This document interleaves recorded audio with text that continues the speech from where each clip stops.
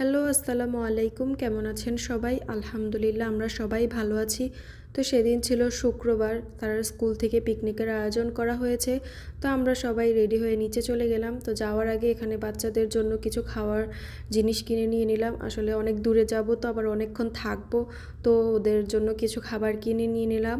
তো এখানে আমরা গাড়িতে উঠে রওনা দিয়ে দিয়েছি। আর ছোটো বাবু তো এখানে গাড়িতে উঠলেই ঘুমায়া যায়, তো এখানেও ঘুমায় গেছে। তা আমাদের যাওয়ার কথা ছিল 3টা বাজে। তা আমরা প্রায় আধা ঘন্টার মতো লেট করে ফেলছি। তো আমরা ভাবতেছিলাম হয়তো আমরাই সবার শেষে যাব, আমরাই অনেক লেট করছি। এটা নিয়েই ভাবতেছিলাম যে অনেক লেট হয়ে গেছে, ম্যাডামরা বারবার বলছে 3টার মধ্যে যাওয়ার জন্য। তো এখানে আমরা রাস্তায় খুঁজে পাচ্ছিলাম না, ওখানে প্রায় আমাদের 10-20 মিনিটের মতো লেট হয়ে গেছে। তো ফাইনালি অনেক ঘোরাঘুরির পরে এখানে আমরা লোকেশন পেয়ে গেলাম।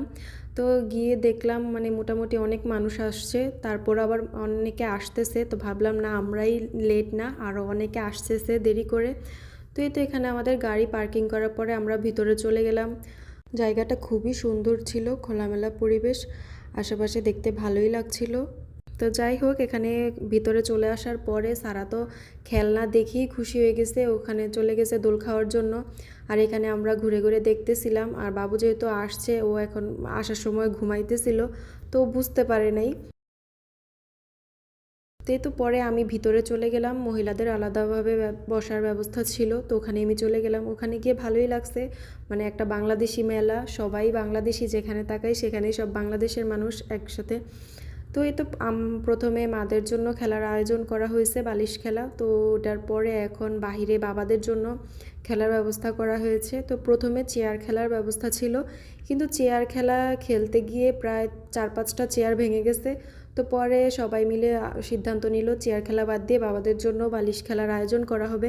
বালিশ খেলা শুরু হয়ে গেছে। তো এখানে যে বালিশ খেলা চলতেছে, সবার মধ্যে একটা আলাদা উত্তেজনা ছিল যে কে জিতবে কে হারবে।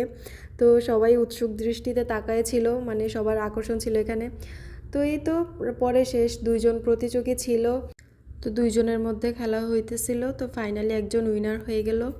তো এই তো এখানে মোটামুটি ওই দিনটা আমাদের ভালোই কাটছে, প্রায় সারাদিন ওখানে ছিলাম। তো পরে এখানে যারা যারা উইনার হয়েছে, প্লাস যারা বাচ্চাদের মধ্যে যে কিছু প্রতিযোগিতা হয়েছিল, ওখানে পুরস্কার দেওয়া হয়েছিল।